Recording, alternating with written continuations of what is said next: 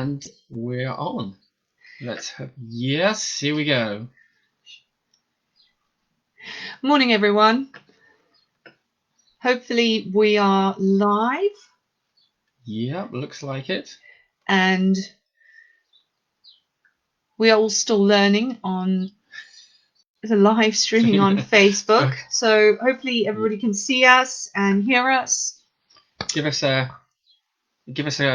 thumbs up or a little like if you can see. Hang on, I'm going to bring it up here.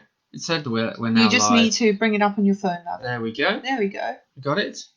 So I definitely would love to greet everybody. I think what we'll do this morning first is just to do an introduction, and then I'm looking forward to greeting everyone and welcoming you to the session. So just some pointers on how to steward your dreams. The most important thing, I believe, is honoring the voice of God. And so honoring the voice of God is also part of stewarding your dreams. I know God's spoken to us about future events. I know he's spoken to us about present events. And if I hadn't stewarded these dreams correctly, then I know I would have missed something God was trying to say to me. So just a quick overview of how to steward your dreams and honor the voice of God, because that's the most important thing to me, is hearing and understanding what God is saying. Write your dream down, and then what I will usually do is say it out loud. Tell your husband, or your children, or your budgie, or your dog. Sometimes saying the dream out loud actually helps you understand it better. I usually talk to John, and he can help me with understanding it. And as I'm talking to him, I'll get more things that will come back to me. The other thing is to, when you get a chance, you've written it down, you said it out loud, is when you get a chance to pray, just pray in tongues and say, Holy Spirit, what were you trying to tell me in this dream? Because it's often the Holy Spirit, and it's often really important that he is the one who will tell you what he was saying in the dream. The other thing that I will do is usually think about unusual details. Oh, well, that I don't dream about that person. Why was I dreaming about them? That happened to me last night. There's people I've not ever dreamt about, but I dreamt about them last night. And I was like, oh, why was I dreaming about them? So unusual details. Think about usual details. If you're driving in your usual car, okay, well, that means something different to driving in a car that you've not got or you don't have. Think about colors, think about word plays. Often God he's got a sense of humor, and he likes words. He likes to speak to us, and he'll actually speak in word plays. Like he spoke to John once about not missing his stop. So what God was saying is, I need you to stop. I need you not to miss when I say stop. Yeah. So that's very important. So we'll definitely be doing this in another session, and we'll be going through the details of just the different approaches to stewarding your dreams. So, John, if you would greet people, we're just really glad you could join us. I'm really grateful, and it's wonderful to see so many people joining in this morning. Yeah. So thanks so much for joining us. It's awesome to see you all here. So Jane Middleton, Renee Ive, am I saying that right? Jennifer Gallard, Anne Marie, Francine Hayes, hi from Australia. Hi, Francine. Venetia Cupido. I know we've seen you on Rory's live stream, and we've been on there as well. Thank you for joining us. Linky de Jong Brown, I think I'm saying that right. Good to see you. Monja van Staden, good morning. Let's have a look. Rita, good morning from Norway. Hi to you. Good to see you with us, Rita. Beatrice Isaacs, good morning. Sven Dors, good morning, Sven. And Mona Smith, good morning. Good morning to you. Greetings to you all. Thanks so much for being with us this morning. We're excited to be here and share something about the dream element of planes, trains, and automobiles. It's like quite a lot to cover, actually. So let's get straight into it, shall we? Yep. Right. First thing up, I'll just briefly outline what we're going to do this morning, so you've got some idea of the structure of the session that we're going through. So there's three parts, right? Part one, we're going to talk about the dream elements relating to transport. So we'll look at some of the main ones from the poll that you told us you dream about, and we'll go into what those might mean, right? Part two, we've got some of your dreams involving transport, right? So we're going to talk about those and interpret those in this session, which is great because it shows you how you apply those sort of theoretical elements of what a thing might mean to an actual contextual situation, right? And then the third part is we've got an activation for you guys, because this is a cooking school and not a soup kitchen, and we want you guys involved as well. It's our heart that you start interpreting your own dreams. So we've got an activation for you to kind of have a go with if you want to, and we'll get to that later. I'm quite excited about that because it's one of my dreams, so I'm quite interested to see what people say about it, you know? Okay, so part one, on to transport and what different forms of transport, planes, trains, and automobiles might mean. So the funny thing about this whole subject is the first thing to think about when you're thinking about transport is not actually to think about the thing itself at all, because every form of transport is always in an environment. If you are in a car is on the ground. The car runs on the ground. If you're in an aeroplane flies through the air. And if you're in a boat, a boat's always got to do with water. So the first thing to think about really is like, well, what do each of those mediums in which it travels mean, right? So just briefly, we know from Genesis that God says, you know, we're made from the dust of the earth, right? That's what God formed us from. So when we talk about anything that's in touch with the ground or earth or mud, it's often to do with humanity and human things. So whenever it's a car, it's a truck, it's a bus, it's a train, they're all earthbound. So they're often talking about things which are quite practical and to do with action and activity, human activity, because they're on the ground. Can they be spiritual things like churches and fellowships and groups? Yes, of course they can.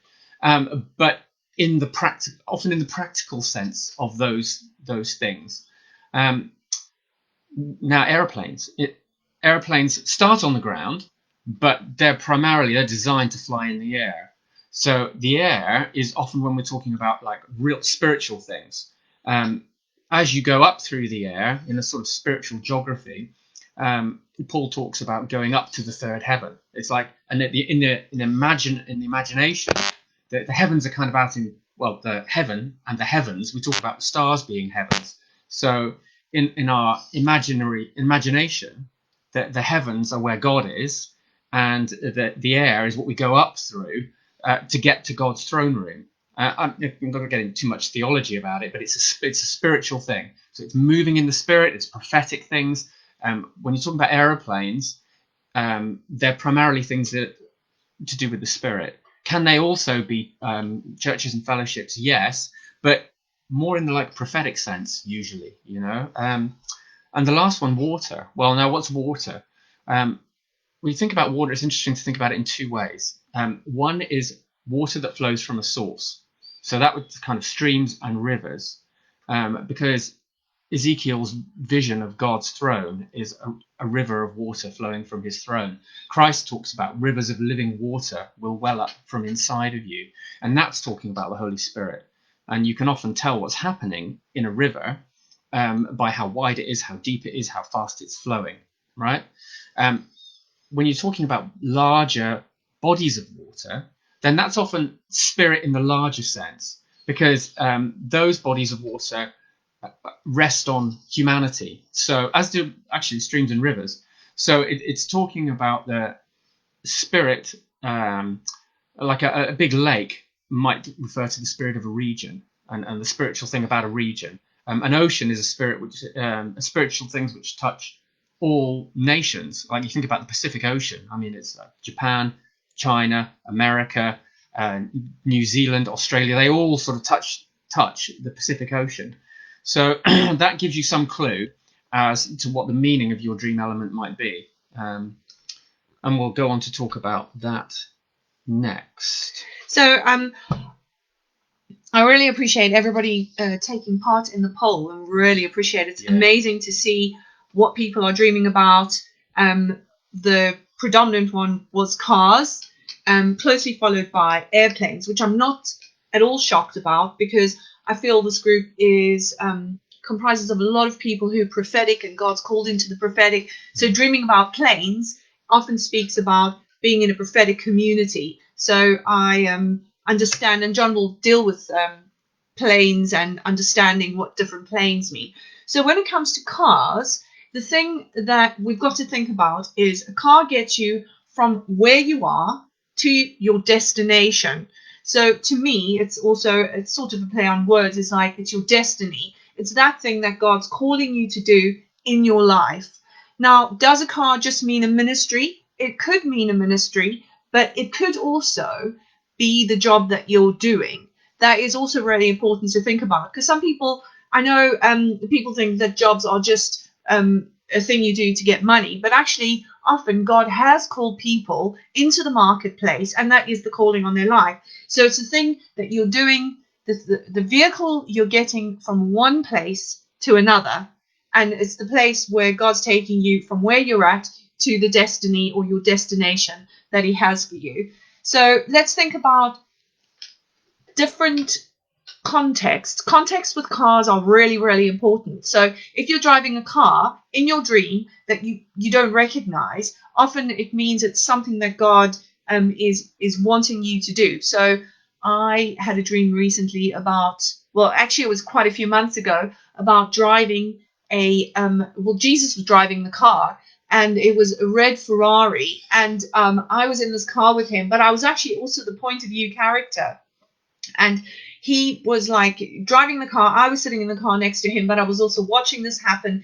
And he took off in the car, and it threw me back, so that I went like woohoo, and I was all excited but really nervous, because I was like, okay, well, but I knew Jesus wouldn't crash the car. Probably if I was driving it, I would.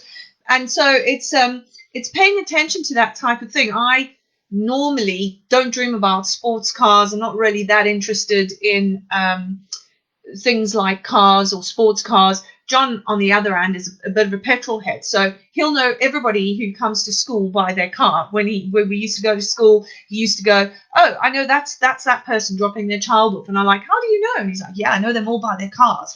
So the type of car is really important. If you're in a convertible, it could speak about being in under an open heaven. If you're in an armored car, it could speak about God's protection.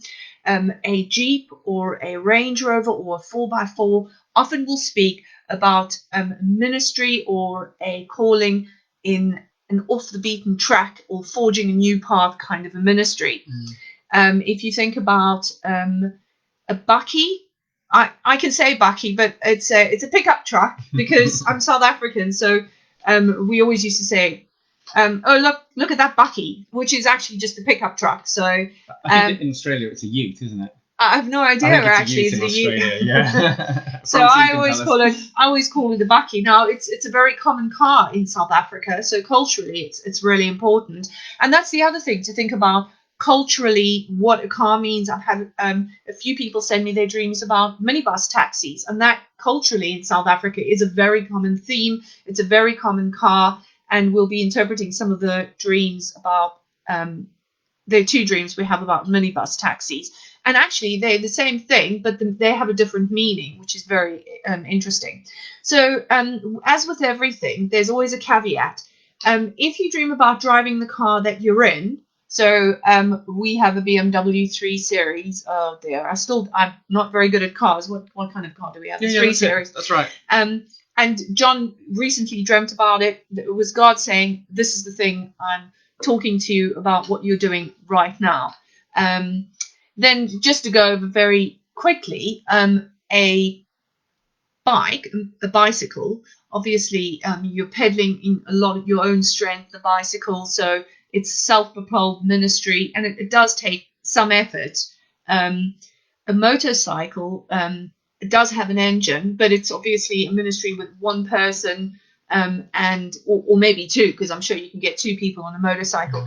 But it can be very powerful, and it's quite maneuverable. But again, think about the different type of motorcycle. If you're looking at a Harley Davidson, it's a long distance motorcycle. If it's a scooter, because some people I dreamt about scooters, then you're probably thinking about something that's local and something you do in your community. So yeah, I think that's pretty much. I don't know if you have any other thoughts. If you dream about buses and trains, I would love it if you could cover buses and trains. I'm going to cover buses and trains. So we're kind of getting onto that because Anne-Marie here is saying, so would minibus taxis be the same as transport buses? Minibus taxis are a specifically South African form of transport. So our South African audience is going to understand that and what they do.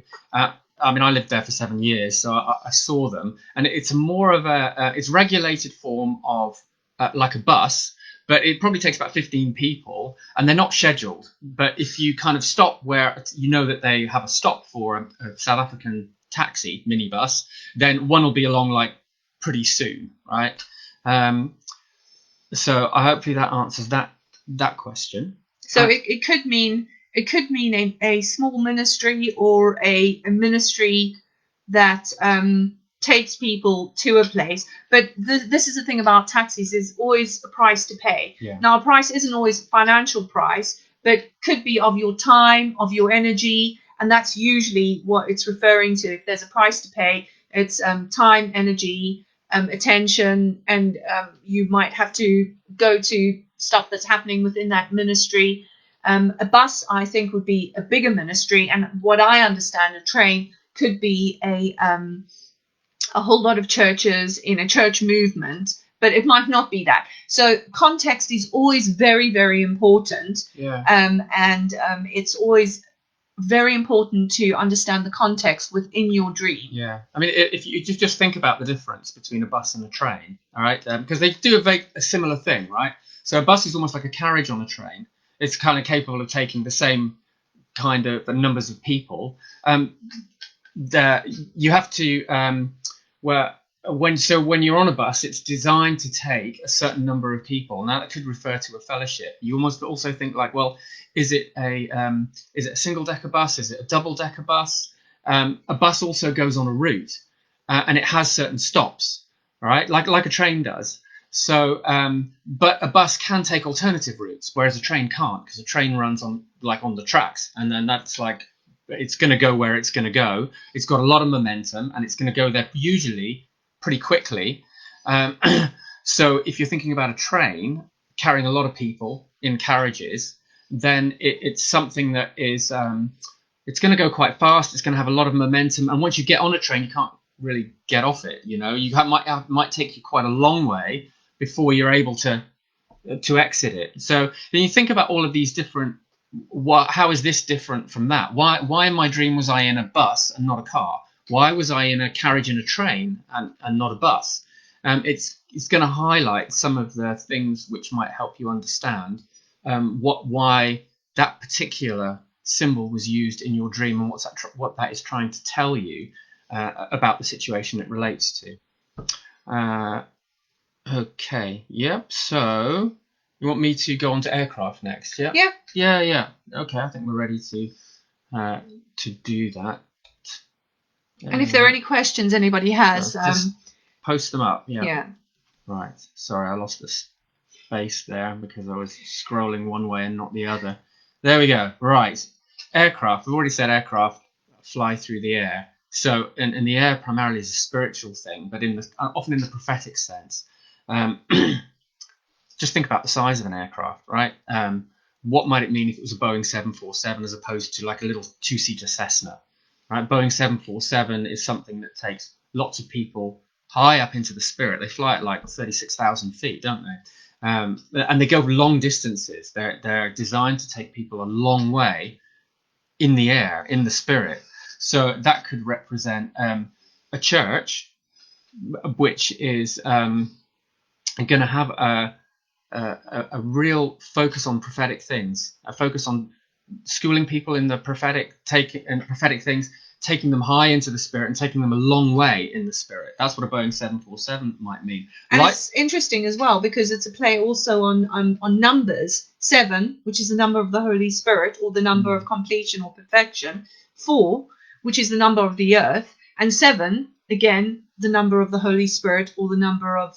So that's also a thing when you think of the name of the thing and the numbers, that is also quite a significant. So I dreamt I was on a 747 going to Scandinavia. I had no idea what the dream meant. I woke up and I thought, what is that all about? And I mean, I guess as time has gone by, God's revealed to me some of the stuff that he has planned. And so that's why it's good to write it down. But I've had a dream about a 747. Yeah. So again, it's the same principle. You'd be asking yourself, well, why is it a Boeing 747? Because often you'll know, right? Sometimes you can be in a passenger aircraft and you go, I don't even know what passenger aircraft this is, and that's because there's nothing in it. It's not important. Other times you'll be in a passenger aircraft and you'll know it's a Boeing 747 or an Airbus A320 or a DC-10 or whatever it is. And if that detail is in your dream, it's not an accident. There's a design in that detail. So if you don't know, it's because it's not important. And if you do know and you are aware of it, it could be that there's a significance in it. And that's where names and colours and even the airline, right, is it British Airways? Well, what might that mean? You know, is it Qantas? Or what might that mean? Qantas has got a kangaroo as its insignia. Did you see that on the tail of the plane? What might that mean? If those things are elements in your dream, they're not there by accident. And there could be a significance in them, and you have to consider that with God, right? Also, even colours of aircraft, colours of cars is really important. White speaks of righteousness in the positive sense, but it could speak about religiousness or religion in the negative sense. So definitely colours are important. The colour of the car, the colour of the aircraft. In my aircraft, there was red, which could speak about the blood of Jesus and the anointing. And so it was an interesting dream for me because it spoke about a prophetic ministry that was up in the air, and there was a relationship to going to Scandinavia. I wanted to can I mention helicopters quickly? I had a dream about a helicopter, which is actually similar to a motorbike because they're very maneuverable and they can get into places that you wouldn't normally find aircraft able to get into. They can rescue. So I had a dream about a helicopter coming to rescue me, or actually it was coming to fetch me to go to a function, and I was getting dressed, getting ready to go, and so that was my dream about a helicopter. Do you want to carry on? You've got fighter planes there. That's interesting. We'll just briefly touch on a couple of planes before we move on. Fighter planes, often anything to do in dreams with fighting is often to do with spiritual warfare, and especially a fighter plane. I haven't had too many dreams with fighter planes in them. Spiritual warfare tends to come to me in other ways, but people do, and so that would be it's you're contending for something in the spirit. Again, it's like, well, where is the fighter plane? Who's it fighting? What's it fighting? Is it fighting over a territory? That could be like a spiritual warfare intercession over a region or a town. But fighter planes are often to do with spiritual warfare, and that's the context. Are you flying it? Are you navigating it? You know, well, like that would tell you something as well. If you were flying it, you would be guiding it. If you were navigating it, it might be more of a prophetic intercession where you're seeing what's ahead and helping that spiritual warfare group to be guided in what they pray and what they declare in that area, right? So those things will also be useful in guiding you in your interpreting it. And a light aircraft. I mean, a light aircraft, it's funny, I mean, aircraft are a lot like cars when you start thinking about them. There's an analogy, just in the way that humans build them. So a Cessna really is like, it's two to four people. It's like a family thing in a way. I had a dream of flying in a Cessna and just avoiding a crash with another aircraft, and then having to land. And it was up in the mountains, and I couldn't see where this plane was going to land. And the pilot was like, I knew it was going to be okay, but I couldn't even see who the pilot was. And that's interesting because often when you have a figure you can't see who's controlling it, that's like a spiritual being. So it's like it's saying God's in control, or he's appointed an angel to guide you. And I was like, we're going to crash and die. And it was we came down into the mountains, into this like steep alpine valley, all these pine trees. And as we were like about 30 feet above these trees, I kind of saw a road under the trees. And then the pilot did this like amazing, like I don't know, like a that, and then down, and we were under the trees above the road. And he kind of brought the plane down. I saw a little mountain town coming into view. The road widened and straightened, and like he brought the plane in, yanked the brakes on, and like the plane crashed. The whole thing fell apart, and it was left in pieces. But I was fine. I was left like pretty much just sitting in the chair in this wreckage. And then I got up and was like, okay, that was really, really weird. I should be dead, but I'm not dead. I'm fine. But I saw that my watch, and it was actually this watch, was broken. But I picked a piece of metal out of the aircraft wreckage and put it through the center of the watch. It was like it's just a piece of metal. And I knew that my watch was fixed. And then I went off into the forest to walk among these huge, they were like sequoia trees, pine trees, but they're like, hundreds of feet tall. And the sunlight was shining through. So it kind of had a good ending. And that was really interesting because it was a time in my walk when I was spending a lot of time with God on my own, and I was in the Spirit a lot on my own. It wasn't in church, and it was just in my in my prayer chair mostly. I got a prayer chair in the living room, and God was talking to me, and we were seeing things. But that time was coming to an end, and for various reasons, that the way God spoke to me in that time, like, did come to an end. And it kind of, and I thought, well, how is things going to move on? How is our lives going to change? I can't even see how this is going to work.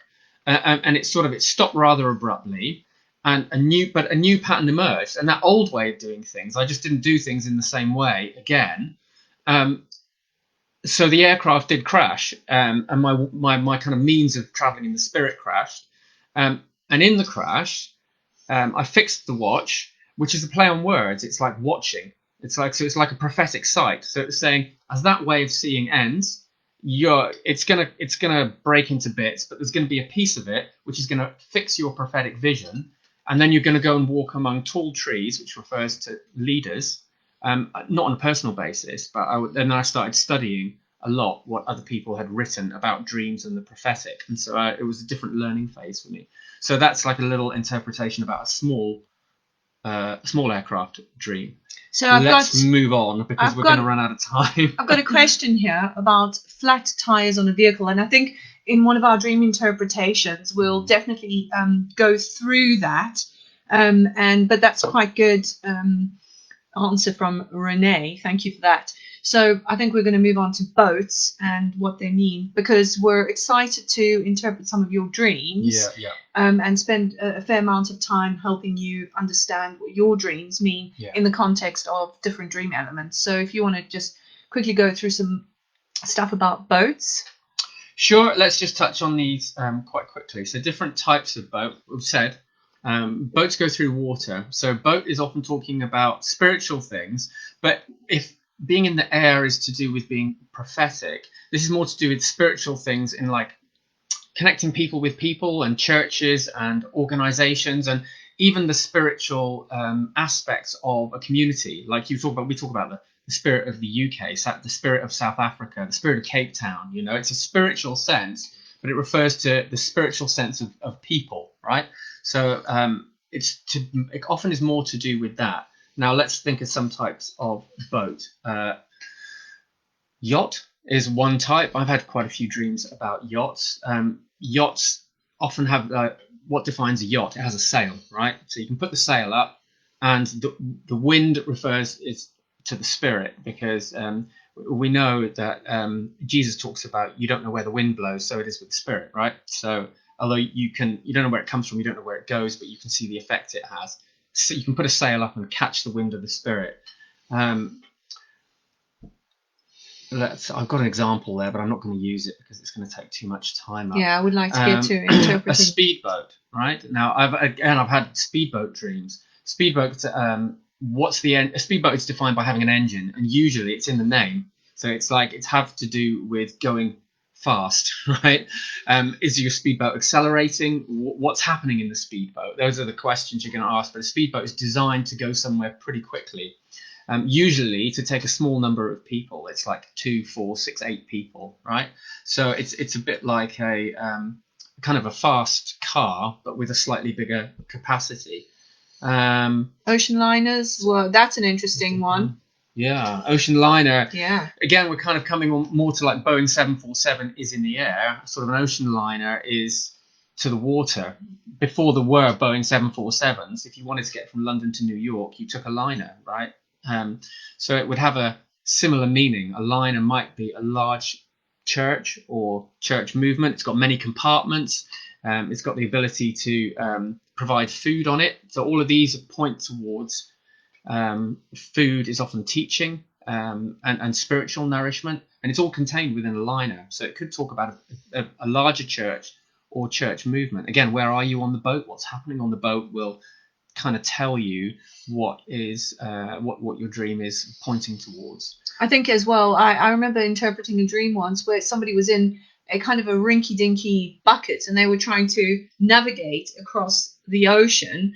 And I think it was them trying to navigate across spiritual communities. It was very difficult. They were really struggling to find their direction and steering. And so if you're in a very difficult boat to steer, it means you're really struggling to find your way across spiritual communities. Things are difficult. Yeah. You're trying to find your way. If you're going into a harbor, it means it's a place of safety. It could be a church that helps people who have been navigating spiritual communities that have had it's been tiring and they need to restock or refuel. Yeah. So and then a kayak obviously is self-propelled. It's kind of like a bicycle, isn't it, in the sense Yeah. of you know. But it's often like if you've got in a kayak, I mean, think about it, it is self-propelled, but it's often what people use to pioneer things, you know, like to go up rivers that nobody's ever been to reach communities that nobody's ever been to. So a kayak can be a positive thing. It depends. Are you in it and enjoying it, or are you in it and struggling? You know, I mean, that'll often tell you like how the dream's trying to direct you about what's going on in your life. Okay, so now that covers, I mean, I can't believe it, like a half an hour has gone. I feel like we've shotgunned you guys a bit. There's like, boom, here's all these elements. But it's because we want to be able to touch a whole lot of different points about transport, just to give you an idea of like, well, this is kind of what this means. This is how to think about it, and what does it do, and what does it move through, and what's happening on it. It may be that down the line we pick up cars, and we'll do a whole session on the dream element about cars, because we really can, there's a lot to talk about, and people like dream about them a lot. So I hope we haven't overwhelmed you. You can always go back through. The idea is that this video will get dropped into a guide, and then you can go oh, what was that about that car, and you can go back into it and look through it and kind of pick up those different elements. So I don't want to keep people too much past. We thought this was going to be much quicker, but so let's get on to our dream interpretations. Thank you so much for sending those and sharing those. We really appreciate it, because you're sharing something of yourself that's very personal, and so we really, really appreciate you sending us dreams. Yeah. And we hope we can steward them for you and help you understand them. So do you want to read out the first dream? I will, but only if you say the name. Because it's Anitha Gregarious. Yeah, that's great. That's better than I would have done with it. So Anitha dreamt and said, I dreamt of driving a huge, black, elegant car. I was thinking of how easy it was to drive that car, in spite of being how big the car was. The feeling I had in the dream was a feeling of relaxation and joy. I was astonished over how easy it was to drive. I enjoyed the dream. Often I heard dreaming of cars is a picture of one's ministry. What do you say? Well, it can be, and as I said earlier, sometimes it also speaks about what work you do. People who are called into business will obviously not we'll still dream about cars, but it's not about their ministry, but it is about the thing that God wants them to do and he's asking them to do. So just an interesting thing, it's a big black car, it's elegant, but now this is interesting because black has two connotations to it. So black isn't just evil and stuff that is sinful or death. But black can actually speak about mystery. So if you have a dream about something black and you think, I dreamt about something black, but I had a positive connotation in my dream and the context felt good, then it's not necessarily talking about something bad, but I could be talking about mystery. So Anitha, I feel possibly you do have a ministry, because it's you feel in your context that's what you're asking about, one's ministry. So I suspect that there is a ministry, and the car is big and elegant, so it feels like it's luxurious and it has lots of room for other people to fit into it. And you're not finding it difficult to steer this ministry or do this ministry. You actually find it joyful and enjoyable, and you actually find it relaxing. So it's a dream about how you engage and your type of ministry, which could be a bit different to what other people have. So and it's joyful to you, and it's large enough to carry others. So I hope that helps, and I hope that helps you understand the context of that dream. But context is always important in dreams. So if you were happy in the dream, how did you feel?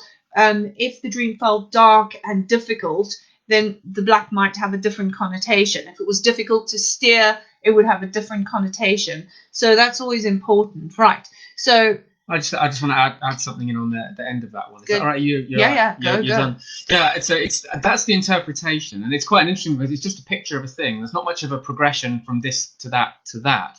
So it's the question then becomes, well, what's the implication of that, right? God's given you this dream because he wants to show you something, but what does he want your response to be about that? Do you know what that ministry is? Do you go like, yeah, I know what that is. That's this thing I'm doing right now. So if it is that, and you do know what it is, then it would be like, okay, where do you want me to take this? What do you want me to do with it, God? Is there somewhere I need to go? Is there somebody I need to pick up? There's something I need to include in this joyful, luxurious, relaxing experience. If you don't know what it is, it's like, what is this? How am I going to find this thing, God? Like, what are you trying to show me? What should I be looking for? Often dreams, or if you don't know, dreams orient you towards a possibility that God's drawing you into. And so then in the next case, if you just say that, okay, show me what this is, within a couple of weeks, you'll go, oh, okay. That you'll get involved with a conversation, and then you'll, like about 6 hours later, you'll go, oh, yeah, that relates back to that dream. I've lost count of the number of times that's happened with us. That's right? happened a lot. Sometimes, the Holy Spirit will bring back to memory a dream where you've had that thing, and then he'll highlight it. And this is what I love about the Holy Spirit. He's always there, and he always is so keen to talk to us and show us the things on his heart. So I'll definitely, dreams have been coming back to me recently, and I'm like, thank goodness I wrote that down and I stewarded that correctly, because wow, that's what that means. Yeah. And there's always layers, and it'll always come back. Should we do the second dream? Yep.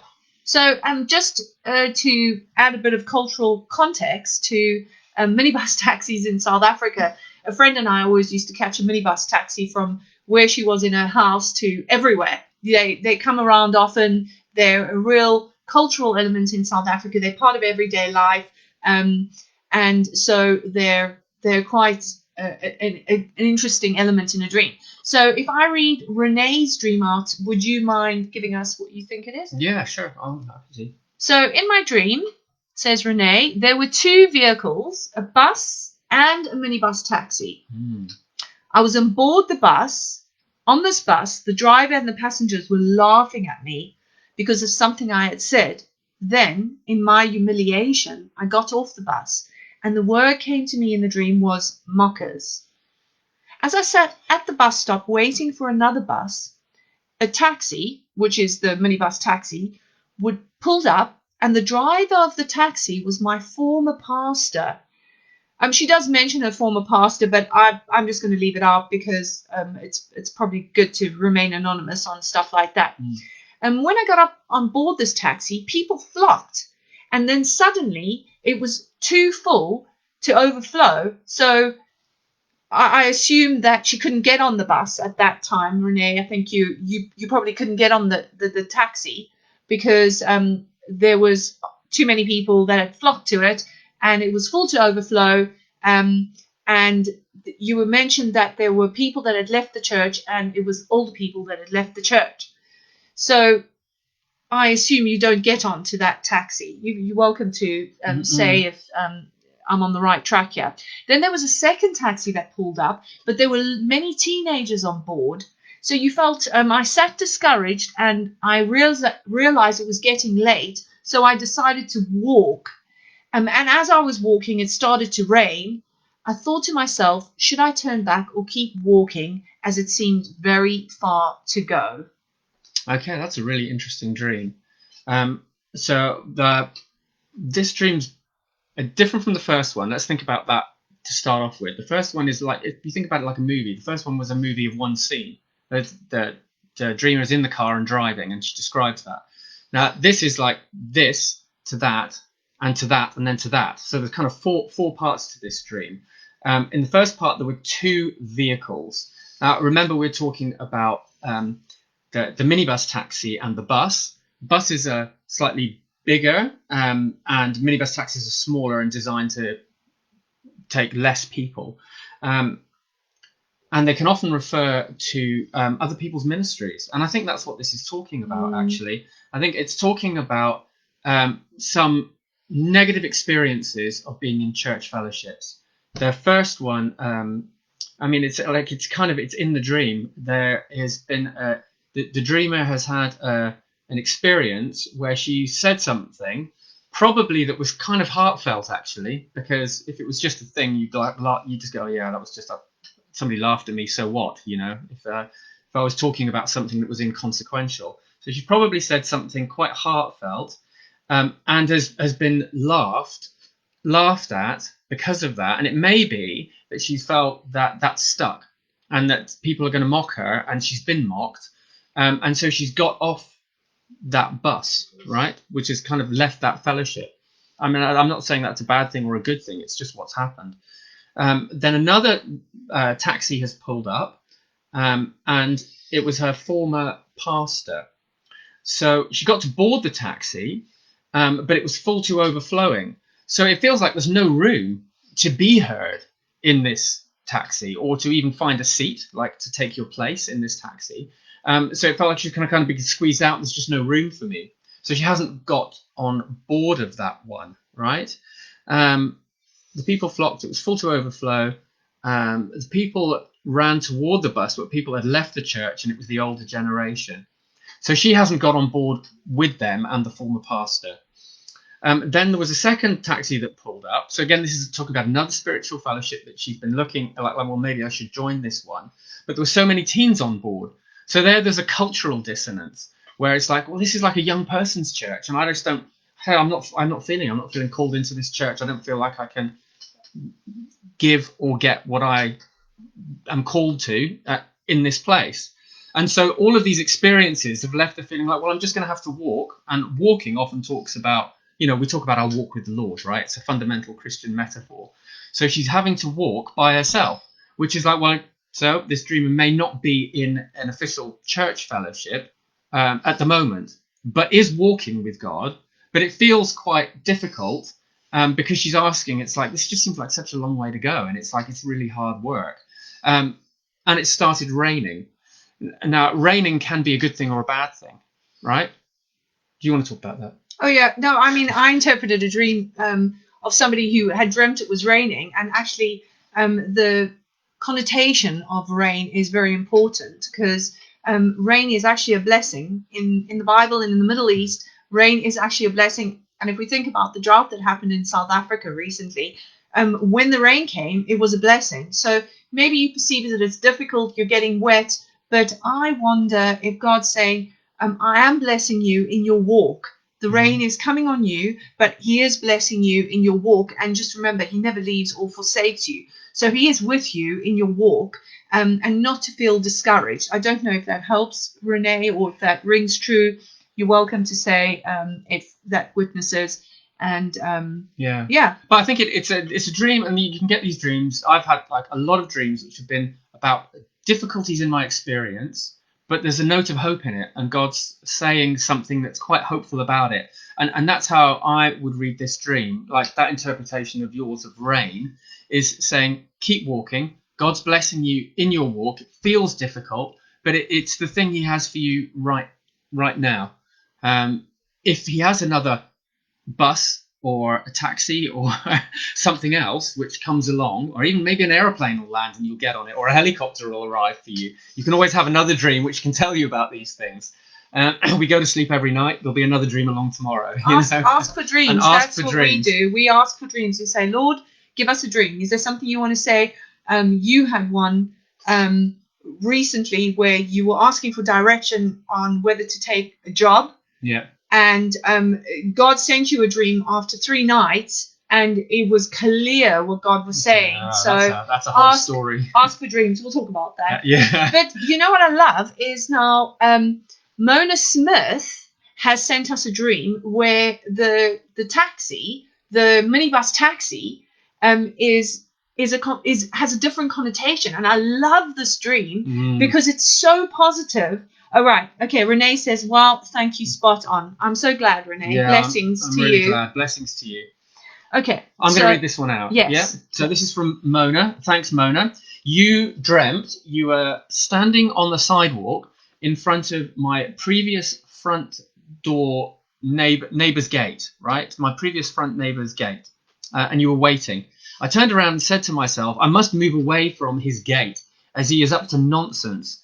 I moved to his neighbour's gate, so I assume that's like another one down. I then saw this dirty water in front of the gate, but more in the street. The water was trying to pull me in, but I kept on pulling myself away from it. As I kept on pulling myself away from this dirty, green, sluggish water, it struck me that I saw this before and tried to remember where and when. Then a white minibus appeared and stopped in front of me, and I realised I was actually waiting for the minibus. I got on the minibus and saw that it was this was big on the inside, more like a train compartment, and there was no place to sit, so I stood in the minibus. I realised as we pulled away that I had no money to pay. The driver, whom I couldn't see, never even asked me for money. I was searching in my mind the whole trip how I was going to pay. Do you want to talk about it? It's a fantastic dream. So you know your neighbour's up to no good. Who's your neighbour? It could be your neighbour. It could be other people in your life who you're relating to, people from your church, people from your community. So there's somebody, and they are up to no good. They're up to no nonsense. They're up to nonsense. So you see dirty water. Now, often water is about a mixture. So flowing water is good. Like John said earlier, it's about the spirit. But dirty, green, sluggish water has got mud in it. And often green means that water is infected. So green could mean that there's bacteria in it. It's not flowing. It's usually green water is standing water that's been left there too long, and it definitely breeds very bad stuff. So you feel this water's trying to pull you in, and but you resisting it. You know there's something of mixture that these people are trying to pull you into, and you're like, no, I'm not going to get pulled into this. And just then,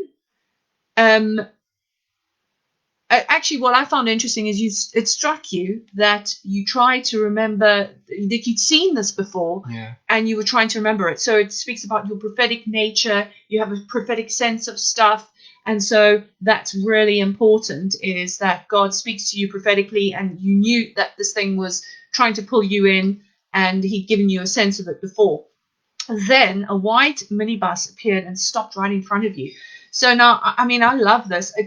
My sense is that it is a spiritual conduit. I don't know. It could be a ministry that's picked you up, but I feel it's a ministry that God has blessed and really, really brought your way.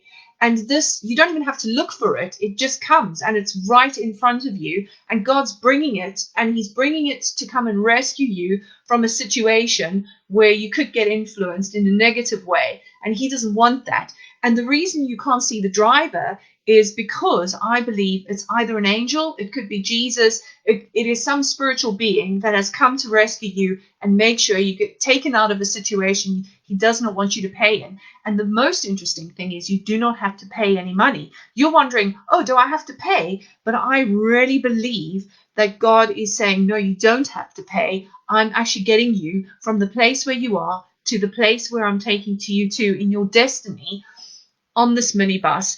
And interesting, the minibus is white. Now, I know a lot of minibuses are white, but I feel that this is a righteous vehicle. This is a vehicle God sent to get you out of a difficult situation. And I believe it's angelic help. And it could be in the form of a ministry, maybe a small ministry of people helping you get out of a very difficult situation. So, Mona, I hope that helps you. I'm not sure if you're with us, but if that witnesses, you can put on the comments later if that has helped you and if it witnesses with you. I just had a little couple of thoughts in on the end of that one. Brilliant. I mean, that's a really good interpretation.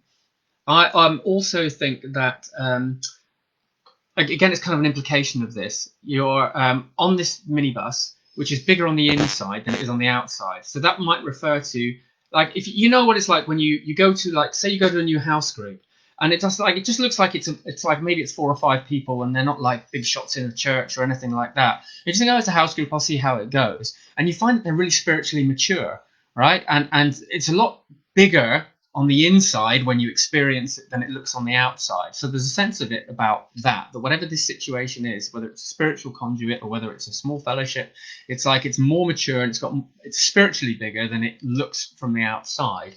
But there's also a sense of this about it's unusual, right, for a minibus not to have seats. That is an unusual dream element, right?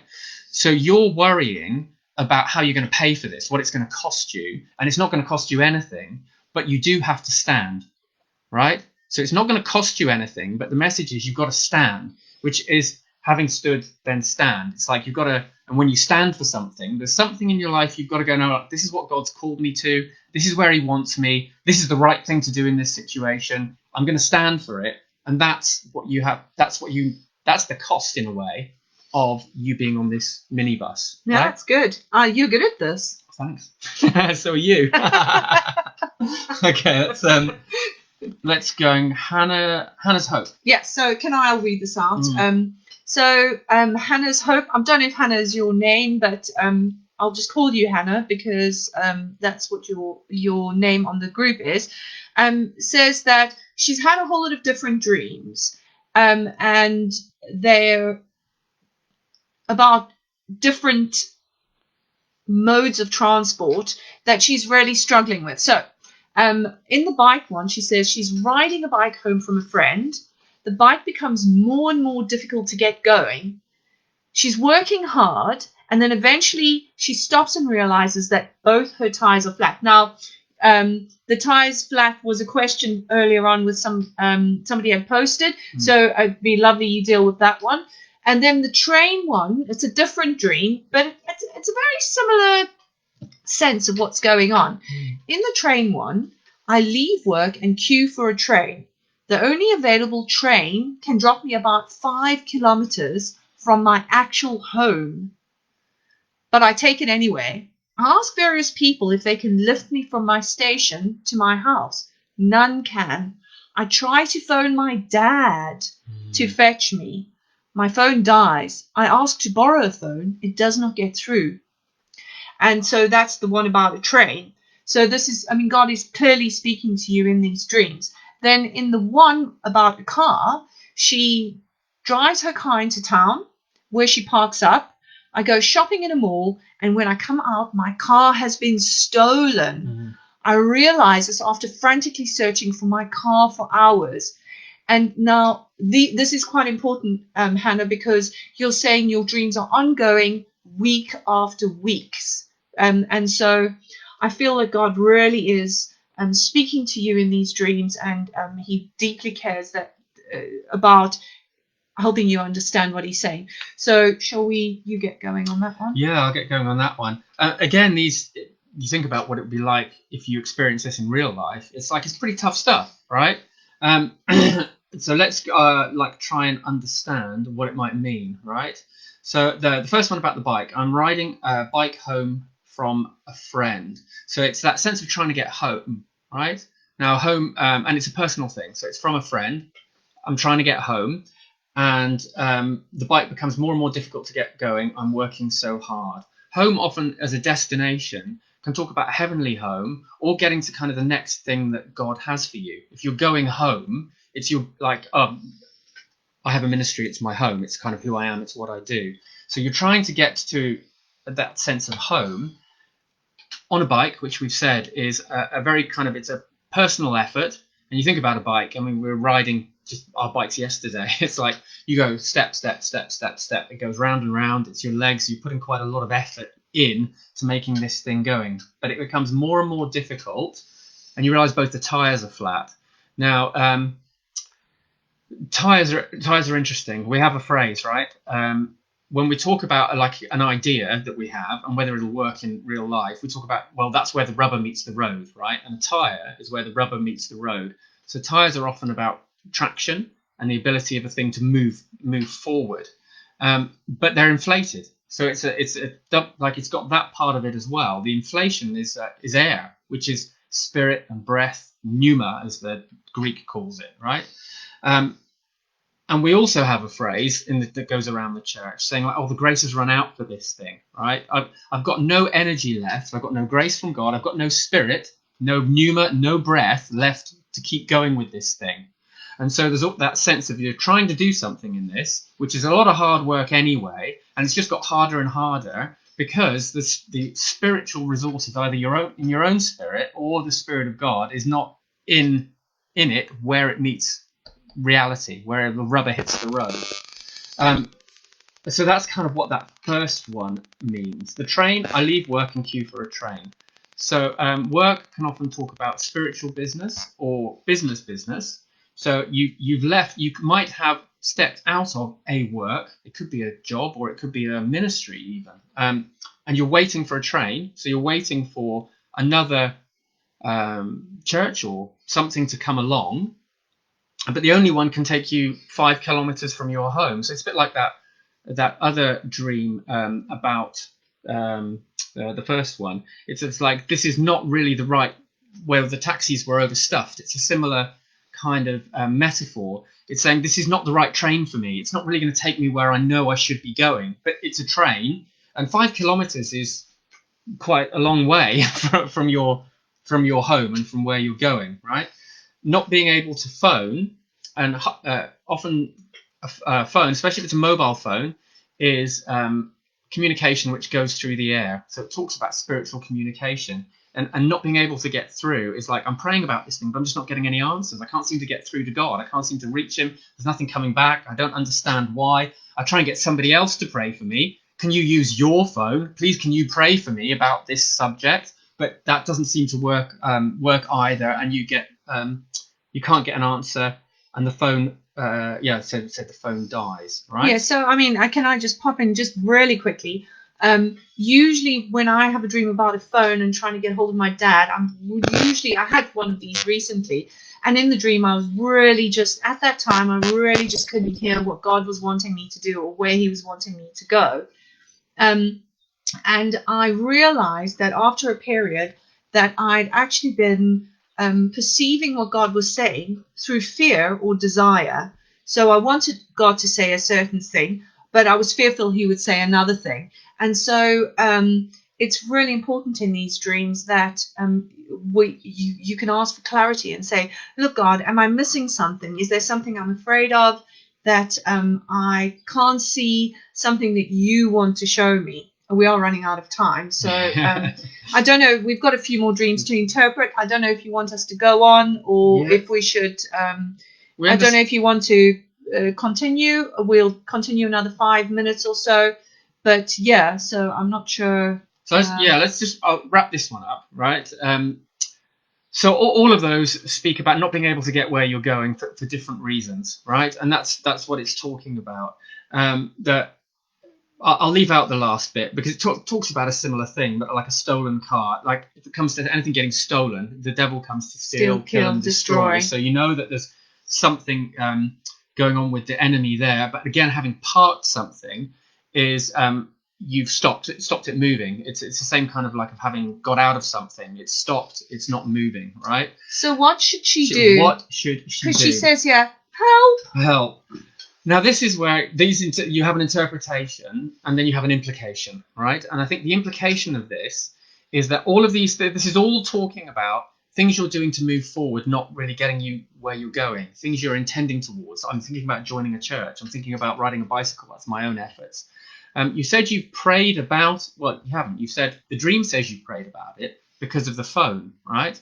And that hasn't worked. So the first go-to would be like, take this to God, right?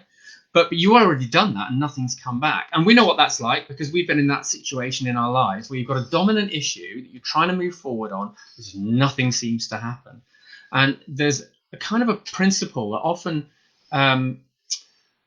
God doesn't want to talk to us about the thing we really want him to. He wants to talk to us about something else. And so that would be like, for me, that would be the advice.